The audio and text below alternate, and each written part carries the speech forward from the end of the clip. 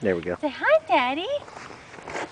So we are in Heber Springs, and this is January 2010. I think it's January 28th, isn't it? I don't know. Yes.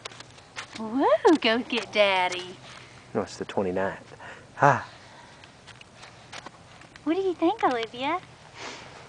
You've seen snow, but never this much. This is a good snow, isn't it? Ooh.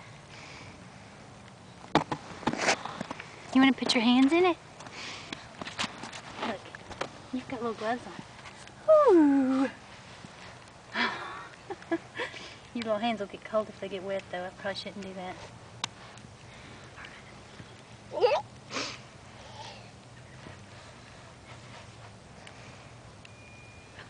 You want to sled? Let's sled a little.